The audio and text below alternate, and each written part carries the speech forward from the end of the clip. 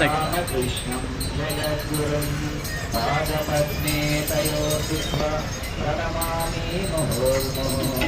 नमः श्रीयतिराजाय विवेकानन्दसूरये सत्यस्वतन्त्ररूपाय स्वामिने तापहारिणे शुक्लाम्बरधरं कृष्णं शशिवर्णं चतुर्भुजं प्रसन्नवदनं ध्यायेत् सर्वविघ्नोपशान्तये।